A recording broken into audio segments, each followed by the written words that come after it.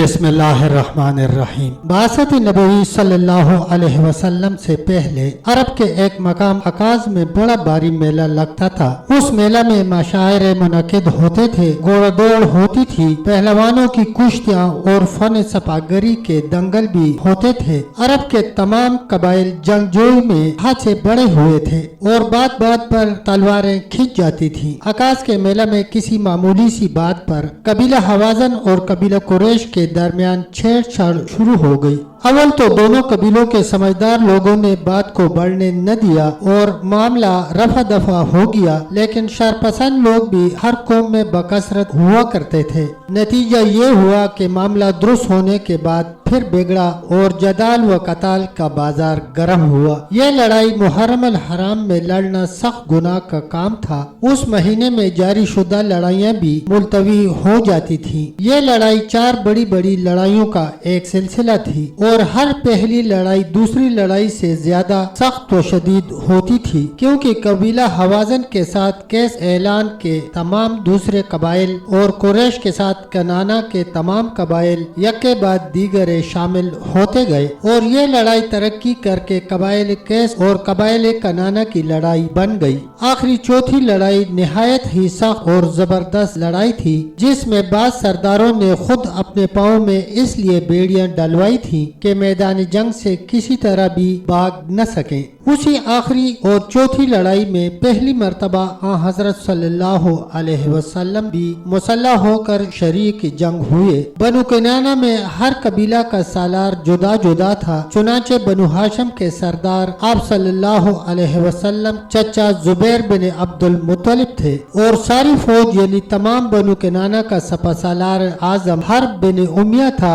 हजरत सल्लल्लाहु अलैहि वसल्लम की उम्र उस वक़्त 15 साल की थी। आपके सुपुर्द ये खिदमत थी कि आप अपने चचाओं को तीर उठा उठा कर देते जाते थे। आपको खुद किसी से मुकाबला और कताल का मौका नहीं मिला। उस लड़ाई में अव्वल तो बनु हवाजन गालिब नजर आते थे, बिल आखिर बनु कनाना गालिब और कबाइल केस मगलूब हुए। इब्न खल्दून की रिवायत के मुताबिक हर्ब फुजार के वक़्त आप सल्लल्लाहु अलैहि वसल्लम की उम्र मुबारक 10 बरस की थी, मगर सही ये है कि हर्ब फुजार 581 ईस्वी में वाक़या हुई और आप सल्लल्लाहु अलैहि वसल्लम की उम्र मुबारक 15 साल की थी।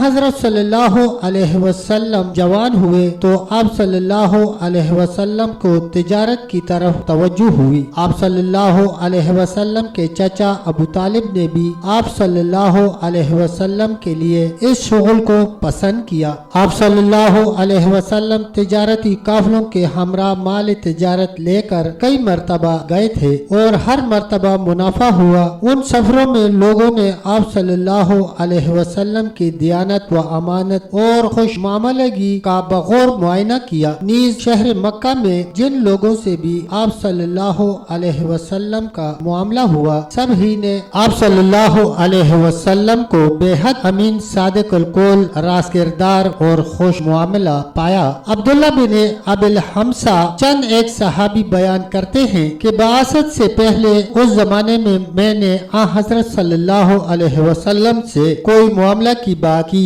अभी बात खत्म न हुई थी कि मुझको किसी जरूरत से दूसरी तरफ जाना पड़ा और जाते हुए आप सल्लल्लाहु अलैहि वसल्लम से कह किया कि यही ठहरे रहें, मैं अभी वापस आकर मामला खत्म कर दूंगा। वहाँ से जुदा होकर मुझको अपना वादा याद न रहा। जब तीसरे दिन उस तरफ को गुजरा तो देखा कि हजरत सल्लल्लाहु अलैहि वसल्लम उसी जगह खड़े हैं। आप सल्लल्लाहु अलैहि वसल्लम ने मुझको देखकर सिर्फ इस कदर कहा कि मुझको तुमने तकलीफ व मेहनत में डाल दिया, मैं उस वक़्त से इसी जगह तुम्हारे इंतजार में हूँ। इसी तरह साहिब वो एक सहाबी ने फरमाया कि मैं साहिब को तुमसे ज्यादा जानता हूँ। साहिब रदियल्लाहु अन्हु ने अर्ज किया कि मेरे माँ बाप आप सल्लल्लाहु अलैहि वसल्लम पर कुर्बान हो। आप सल्लल्लाहु अलैहि वसल्लम एक मर्तबा तिजारत में मेरे शरीक रहे थे और आप सल्लल्लाहु अलैहि वसल्लम ने हमेशा मामला साफ रखा। कबीला بنو اسد کی ایک معزز خاتون ختیجہ بنت خولد قریش میں ایک مالدار عورت سمجھی جاتی تھی۔ وہ بیوہ تھی اور اب تک 2 خاوندوں سے شادی کر چکی تھی۔ ان کے دوسرے خاوند نے بہت کچھ مال و اسباب چھوڑا تھا۔ ختیجہ رضی اللہ عنہا اپنے کارندوں کے ہاتھ ہمیشہ شام و عراق اور یمن کی طرف مال تجارت روانہ کیا کرتی تھی۔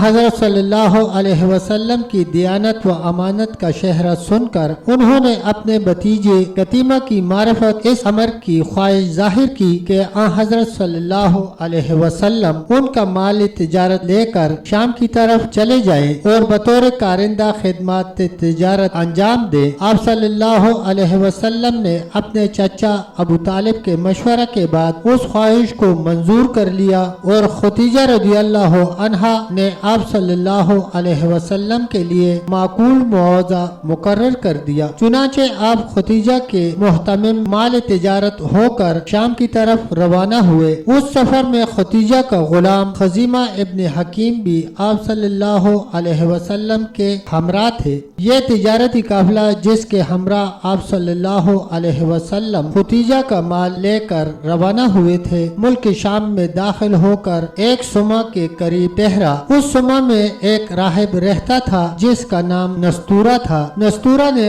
حضرت صلی اللہ علیہ وسلم کو دیکھا تو اپنے سما سے بعض کتب سماویہ لے کر آ گیا۔ اس نے آپ صلی اللہ علیہ وسلم کے پاس آ کر آپ صلی اللہ علیہ وسلم کے جسم اور چہرے کی دیکھ بھال شروع کی۔ کبھی آپ کو دیکھتا تو کبھی کتب سماویہ کو پڑھتا اور مقابلہ کرتا۔ اس عجیب کیفیت کو دیکھ کر خزیمہ کے دل میں شک پیدا ہوا اور اس نے بلند آواز سے یا آل غالب کہا، یعنی آل غالب جلدی مدد کو پہنچو۔ یہ آواز سن کر قافلہ کے تمام قریش دوڑ پڑے۔ نستورہ اس طرح قریش کو آتے دیکھ کر وہاں سے بھاگ گیا اور اپنے سما کی چھت پر جا بیٹھا۔ وہاں سے قافلہ والوں کو بتایا کہ خطرہ کی کوئی بات نہیں تھی، میں اس شخص کو جو تمہارے ساتھ ہے کتب سماویہ کو دیکھ دیکھ کر معائنہ کر رہا تھا۔ نبی آخر الزمان صلی اللہ علیہ وسلم کے جو علامات اور خد و خال ہماری کتابوں میں لکھی ہیں وہ